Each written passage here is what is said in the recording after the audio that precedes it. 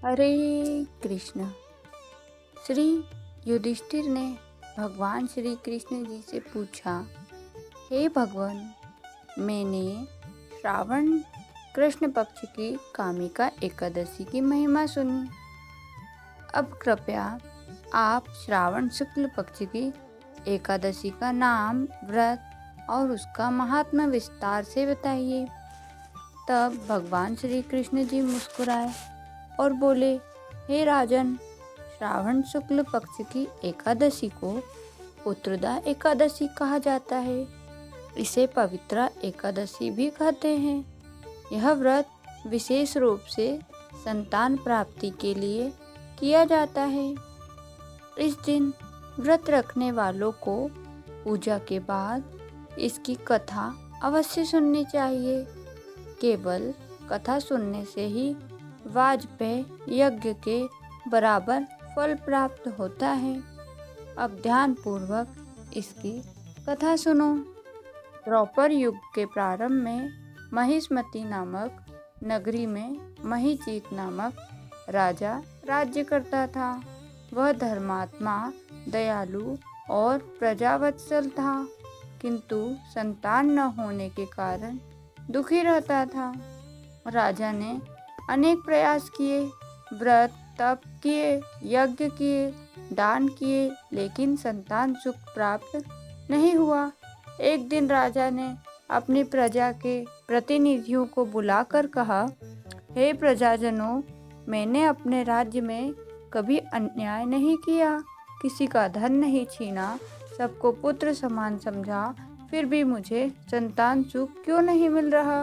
क्या यह मेरे किसी पूर्व जन्म के पापों का फल है? राजा की चिंता सुनकर मंत्री और कुछ प्रजाजन समाधान की खोज में वन में गए। वहां उन्होंने कई ऋषि मुनियों से मिलकर राजा की समस्या बताई। अंत में वो महात्मा लोमस ऋषि के आश्रम पहुँचे। लोमस ऋषि बहुत ही वृद्ध, तपस्वी और ब्रह्मज्ञानी थे। उनका एक रोम कल्प के अंत में गिरता था। प्रजा ने उन्हें सारा वृत्तांत सुनाया और प्रार्थना की कि हे ऋषिवर, हमारे राजा दुखी हैं और हम भी इनके दुख में दुखी हैं। कृपया ऐसा उपाय बताइए जिससे उन्हें संतान की प्राप्ति हो सके। लोमस मुनि ने कुछ देर ध्यान करके राजा के पूर्व जन्म की कथा बताई। उन्होंने कहा कि पूर्व जन्म में यह राजा एक निर्धन वेश्य था जो व्यापार करने गांव-गांव जाया करता था। एक बार ज्येष्ठ शुक्ल द्वादशी के दिन 2 दिन का भूखा वह एक तालाब पर पानी पीने गया। वहां एक प्यासी गाय पहले से ही जल पी रही थी, लेकिन उस व्यक्ति ने उसे हटाकर स्वयं पानी पी लिया।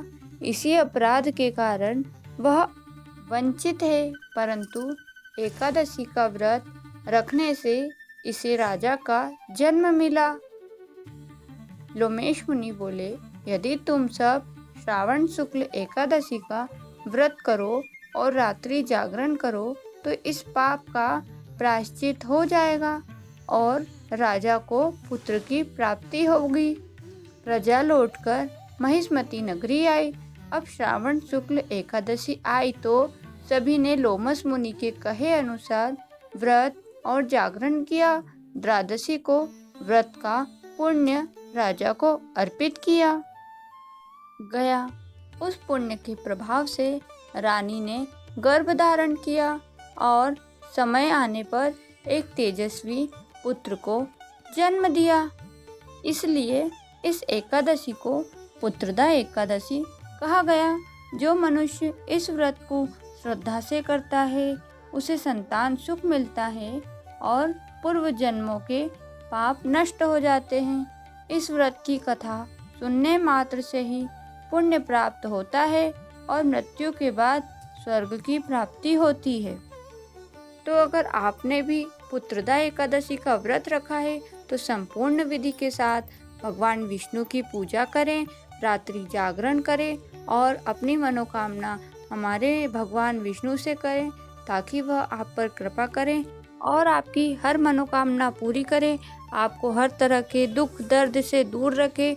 और अगर आप संतान की प्राप्ति चाहते हैं तो मेरे भगवान नारायण आपको संतान की प्राप्ति अवश्य दें, क्योंकि भगवान विष्णु को हम हमेशा शांत प्रिय रूप में ही पूजते हैं और उनका वह शांत प्रिय रूप हम सबको मोहित कर लेता है और वे हमारी मनोकामना जरूर पूरी करते हैं। तो आप इस व्रत को संपूर्ण विधि के साथ करें और संतान की प्राप्ति और अपना मन चाहा फल अवश्य पाएं। अगर आपको हमारे द्वारा सुनाई गई कथा अच्छी लगी हो तो हमारे वीडियो को लाइक, शेयर और चैनल को सब्सक्राइब भी कर लीजिएगा। जय श्री कृष्ण, हरे कृष्ण।